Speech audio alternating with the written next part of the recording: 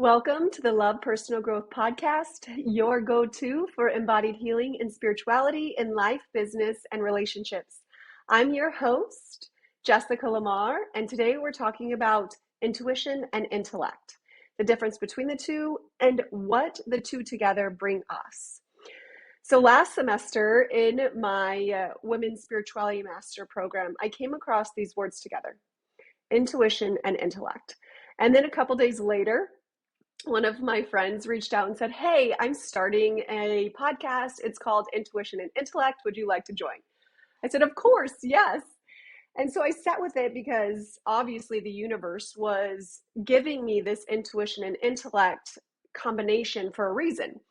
And as I sat with it, what I felt inside of me was there's intuition and there's intellect. And together, they create innate intelligence.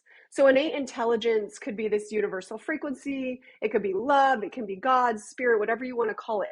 But both of them together, intuition plus intellect, equals innate intelligence. And so this semester I've gotten started, and something came across my studies that said that the intuition isn't always right, which made me step back for a second because we hear all the time, and I've even said it, trust your intuition. And there seems to be this trend to trust the intuition more than the intellect, more than the mind. And there's a reason for that. The main reason for that is because we've gotten so stuck in our head. We've completely ignored our intuition, our body, this knowing that exists here in the body. And we've just gone for the logical and what makes sense up here, and we stay stuck up here. So that trust your intuition gets us back into the body and gets us connected. However, if we're really going to be connected to our infinite source, to the innate intelligence, we must take into consideration both the intuition and the intellect. And the research that they had showed that people who took tests, their gut reaction was not always right. In fact, it was more wrong than trusting the intellect. So there's that research, and one can argue different things about that. And then there was a study that I've also researched, and it was images placed upon a screen showing how powerful our intuition is. And it would say, and it showed that with monitors on the body, it would measure the stress levels. And when those stress levels would rise, the next image on the screen that were constantly coming up was something to fear. It was a scary photo of some sort or a sad photo. And so we could feel it within our bodies, which is absolutely incredible and amazing that we could do that. And know this, the intuition carries with us. It's in our body. It's encoded within us. It's the subconscious programming that we hold and that we have. Now, everybody has different subconscious programming. If I see a black cat, I'm thinking, if you are superstitious, one may think, oh, that's bad luck. You may get a feeling in your gut. But who knows? Maybe in another country, like in Scotland, they see a black cat and it's good luck. I personally think it's good luck.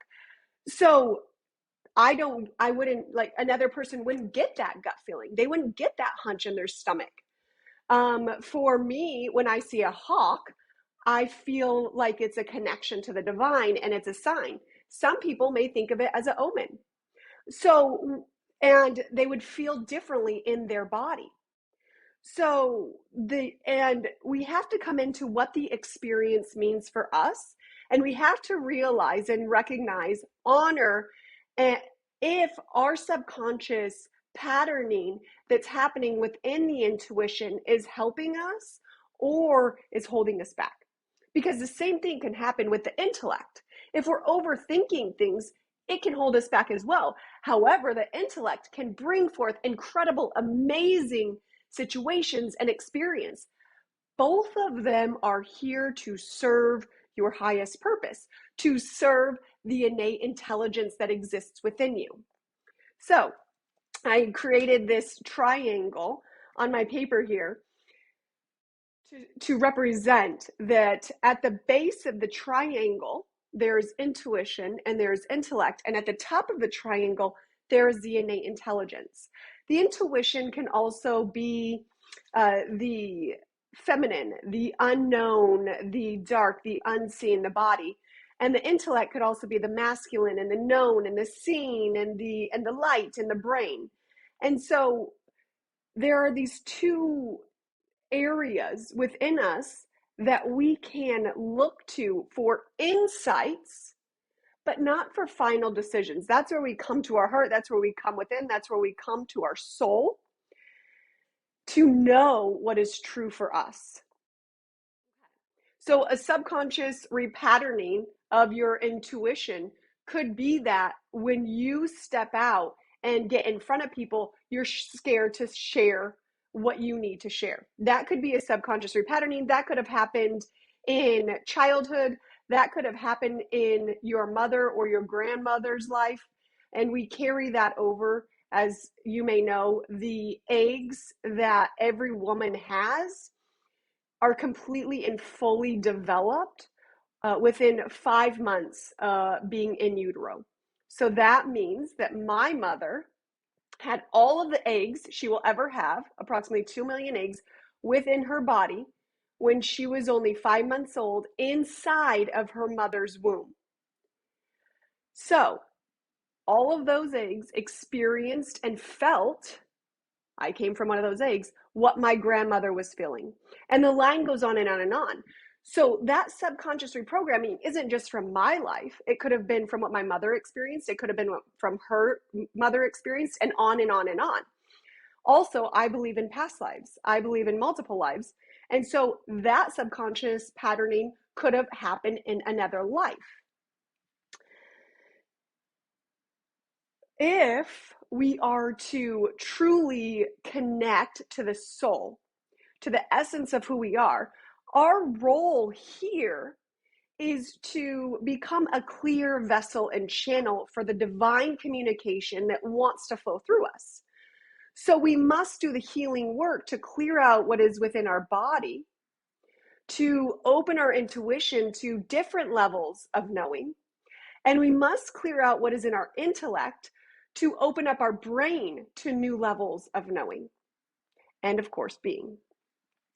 And when we do this, when we open ourselves up more, when we do this healing work, that's when we get more clear divine insights that we can then take action in our life, create experiences, and bring forth what we truly love, what we desire, and what we're called here to do. If the whole point of being here is to know thyself, as some would say, then understanding what's in that subconscious patterning within the intuition is vitally important. And understanding that those limiting beliefs that are within the mind is vitally important. And to heal those so that we can clear the path for a more divine connection. And do so in love. Okay. I'm just checking out my notes here and wanted to make sure that I captured everything. So I write here that intuition is rooted in what we know, whether that is from our own experience in this life, a past life, a thought, or through our ancestors. And so I want to be clear that it may not just be a fear, but it could be a grief. It could be a pain. It could be happiness. It could be all sorts of emotions or experiences or situations that we're carrying with us. And this is why it's so vitally important in all aspects of our lives, in business, in relationships, and just in living our lives, to clear out what no longer serves us, to rewire our nervous system to take that next step. So of course, how do we do that? What do we do? The first step, and I teach this in my book, Reclaim Yourself, the first step, I give a 3-step process here, is awareness. So we are always, it's so funny because in my book, Reclaim Yourself, the chapter 14, which is the 3-step rediscovery process, it's part 3 of the book, starts on page 111, of course, right? It's divine. And I didn't pick it that way. It came that way. So the step 1 is to realize and become aware. Okay, I have this belief, this limiting belief that if I step out and share who I am, nobody's going to like me. I get this, and it comes from the body, right? The body first informs us. So let's just say that, okay, when I was younger, I did the readings in church, and I did it at the Catholic Church, and there were at least 500 people. And so before I would go up there, I would feel in my body, my stomach tighten. I would feel myself get a little hot. I would feel my jaw tighten a little bit. But I knew I was going to do it regardless. Like I knew I had to do it. And so I would walk up there just knowing how I felt. And then my mind would, start talking about this. Okay, well, just don't mess up, right? Because it came from the body informed the mind. That's why we have to do the body work and not just the mindset work. That's the key there. So I became aware. At that time, I didn't know what healing was. If I did, I would have honored and accepted. That's the step 2 that I teach in my book, Reclaim Yourself. It's to reconnect and to honor and accept, which can be within moments. For me, at that time, I just pushed away. Like, okay, go away. I don't want to feel this way. I don't want to feel this in my body. I don't want to think these thoughts. But in reality, and what I know now, I could just honor and accept. And then step 3 is to release, listen to what you need, forgive, and bring in unconditional love. So at that time, again, I didn't know any of these steps or processes. So I just continued through, pushed through, made it through. And then, of course, it would prove to myself that I could actually do it. That's the key. That's the importance. That's the power of taking action. And so, but now it's okay. Not only do I become aware, step 1, and honor and accept, step 2, but I listen to what I need. Okay, well, what do I need to do? Okay, my body needs to breathe. I need to just breathe a little bit deeper. I need to know, this part of me needs to know that it's going to be okay, even if I mess up. I'm going to love myself regardless. And so, like when I step on stages now, I feel so comfortable. But because I've done my work, I've done so much work that I trust that the messages that flow through me is that it supports the greatest and highest good for all involved. That is my intention. That is my impact. That is my knowing. That is what I bring through. And that is what I ask of Spirit every time I speak. So I just wanted to give you that so that you could have a process in order to work through some of this. Again, this is just a super initial process. I highly, highly, highly recommend you start doing the work to work on that subconscious reprogramming and that start to repattern those beliefs that you hold with, not the beliefs, but the patterns that you hold within your body, and let those go so that your intuition becomes more aligned with the truth of who you are, and work through the limiting beliefs that are in your intellect so that your mind is more clear and open to receive the insights from your soul. So I'll close with this. We must trust that the path that we're on is the path that we've chosen. You have the power to choose however you want to live. And my recommendation to you is to do the healing work so that you can release what no longer serves, what's holding you back, and step into the truth of who you are. I love you so much. Until next time, let's see ya.